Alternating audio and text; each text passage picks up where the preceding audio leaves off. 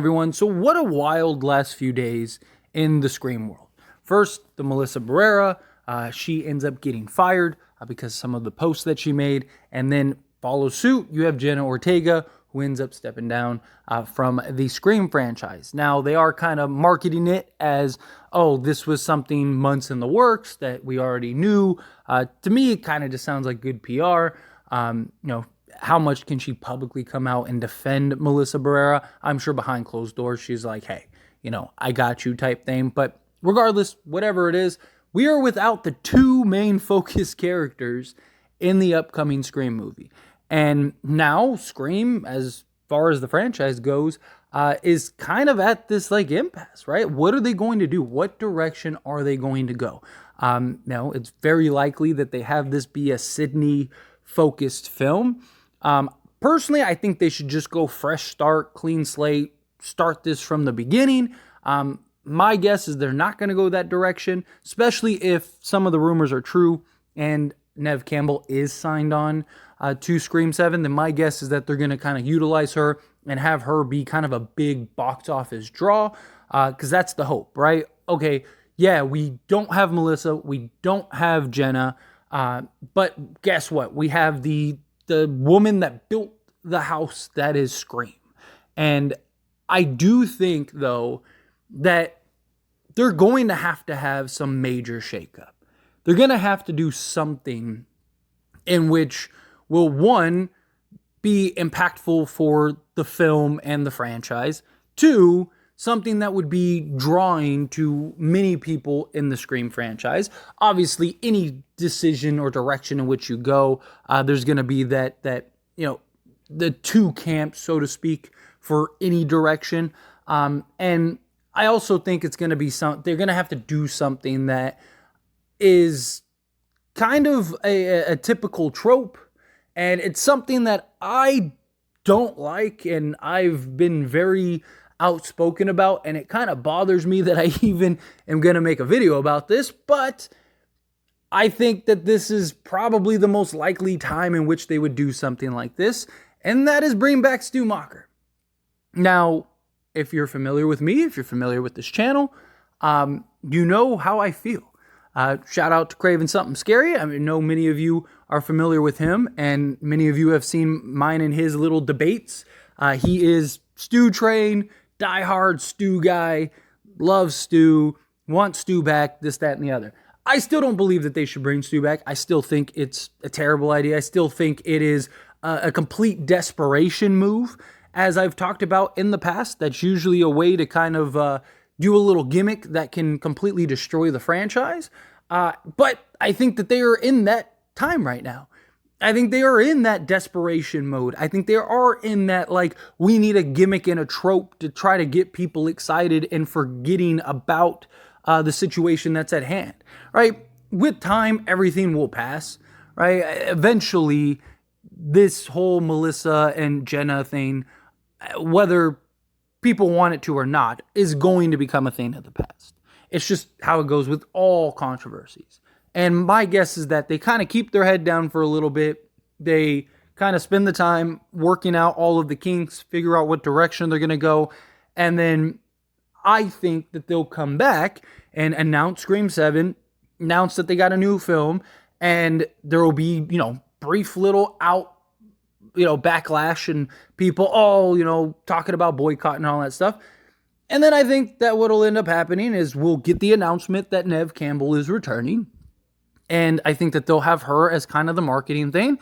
And then I think that they'll tease Stu Macher if they bring him back. Again, I don't want this to happen. I really want to make that clear. I really don't want it to happen. But I think if they were ever going to do it, it's now, right? Because there are a lot of people, whether I like it or not, and whether many people that are in my camp of we should not bring back Stu Macher, whether we like it or not, the reality is that there are a lot of people that do. And there are a lot of people that, even if, there's groups of people that don't want it to happen, but are still going to be curious as to how are they going to go about this. And to an extent, I will be too. I mean, I'm going to watch the movie regardless because I have to, right? It's part of the content. And we got to talk about it. We got to dive into it and all that stuff. But there are a lot of people that are going to be very excited about this, which kind of, again, changes the narrative, moves the meter from over here to over here.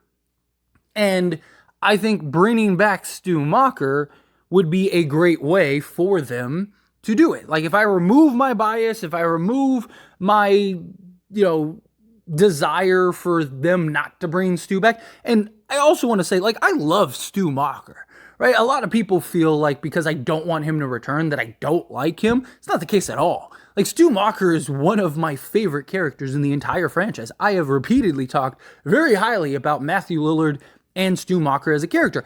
I just don't like the idea of bringing back dead characters that have been ceased to exist the last 25 years.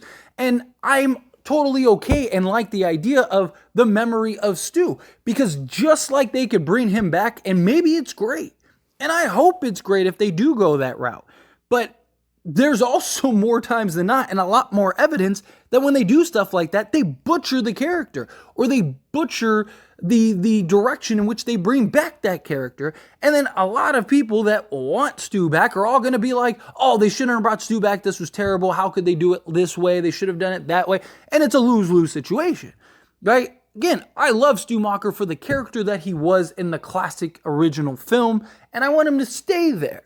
I want that memory. I want to be able to go back and watch without having the risk of them tainting the character that I am so fond of, right? But again, if I remove all of my biases and I remove everything that I feel about them bringing back Stu, it does make a lot of sense. It really does. It makes a lot of sense for them to bring him back if they ever were.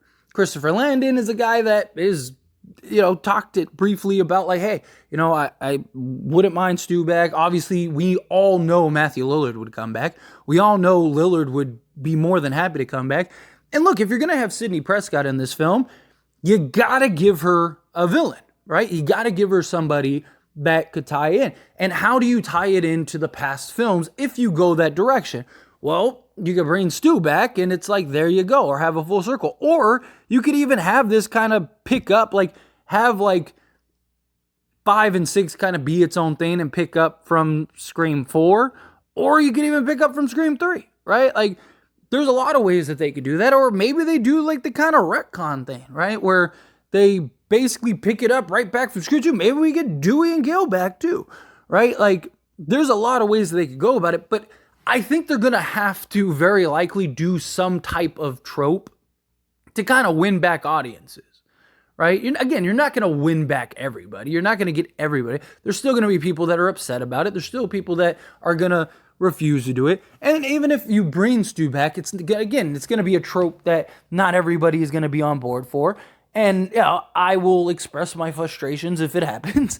But at the end of the day, again, like, you have to give Sidney a villain, right? And you could do some random character that you got to try to make sense, and you got to try to build the story, and you got to try to have something that hits with the audiences, and why this person is doing X, Y, and Z, and why are they targeting Sidney? Why are they targeting Mark? Why are they targeting her kids? All that stuff.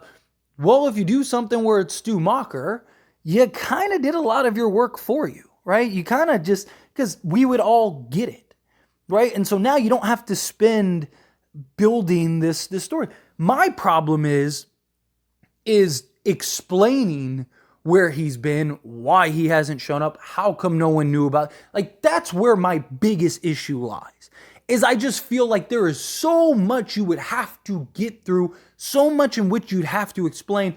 I don't see a realistic way for them to do that with the core characters, the core 4, and the new direction they're going. But now, if you were to do a movie that was Sidney-centric and focused on Nev and Sidney Prescott, and then you introduce Stu Macher's return, you can now take the movie and the time without it being too convoluted. One of the big issues and one of the big reasons I have said repeatedly I don't want Stu Macher in this film is because I just think it's going to get too convoluted. I think you're going to have to build the core. You need to continue to build the core 4 characters. You need to continue to build, Sam and her story and her dialogue. You have to build whatever new characters are going to be involved. You have to build in Gale. If you throw in Sydney, you're going to have to build in Cindy. You're going to have to build all of these things.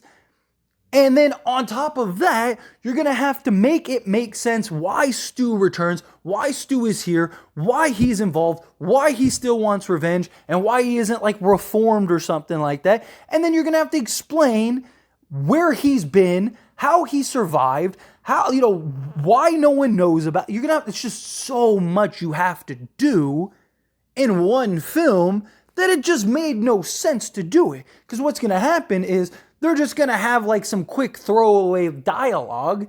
And now you're just going to be like, okay, well, that's stupid. And then Stu's going to be in the film. And it's like, okay, so he was just in the film to be in the film. But now you don't have the core 4. You don't have to bring Kirby back. You don't even have to bring Gale back if you don't want. You don't have to do any. I mean, you can bring Gale back for Stu. But like now you basically have a clean slate, right? Like, you essentially would have Sidney Prescott, maybe Gale Weathers. You throw in a couple new characters into the mix that are just kind of like, basically, pin cushions for Stu. And now you could take the time to build Stu Macher, develop the story, have the tie-in, have the direct, have the explanation without it just being a throwaway line. Like, if you were ever going to do it, again, now would be the time to do it. And I'm sure this is a shocker to many of you that have been subscribed and followed me for, all these years. But it does make sense given the circumstances that they are in. It really does. And I am one of those people that, I believe in honesty, and I believe in like, hey, if something is realistic and it makes sense, then it's realistic and makes sense. And I think now Stu is kind of realistic and makes sense. Again, if they do go that route, I really hope that they don't destroy the character. I really hope that they do him justice. I'm not worried about Matthew Lillard portraying the role. I mean, come on, it's Matthew Lillard. He's great. He is Stu, right? I'm not worried about that, but I'm worried about the vision, the writing, the directing for Stu Macher, right? Again, Christopher Landon, I think is an excellent director, and I think he's going to do fine. But is he going to be able to build up Stu the way we need him to? Are the writers who have been very lackluster writing, in my opinion, they haven't been great as far as storytelling and character development. They haven't been terrible, but they're not great at it. I just don't trust them to do something to kind of piggyback off of Kevin Williamson and Wes Craven, who basically built this character, right? Like, that is my concern. But I could go on and on about this. I don't want to make this a 30-minute long video. Craven, if you're watching this, I'm sure you're very excited if you've made it to this point, buddy. I'm sure you're like, yes. This doesn't mean that I'm on the Stu train, though. I will say that. I just think it's something that is realistic, kind of makes sense now. But anyway, as always, this is a discussion, so I pass the question on to you. Let me know your thoughts and opinions down in the comments below. What do you think? How do you feel? Do you agree? Do you disagree? Do you think, like, yeah, it makes sense? I know that there's going to be a lot of you that are excited about this video. And I'm sure there's going to be some. There are some of you that are thinking, like, Fate, no, please, don't go to the dark side. And look, I'm not going to the dark side. I just, again, I got to be honest. I got to be truthful. And I think it makes sense now, unfortunately. But anyway, again, as always, let me know down in the comments section below. That being said, if you haven't liked this video, hit that like button. Helps me out a lot, lets me know you enjoy these types of videos, and I truly appreciate it. If you're not subscribed to the channel, hit that subscribe button, followed by the bell notifications. See you all in the next one. Thank you.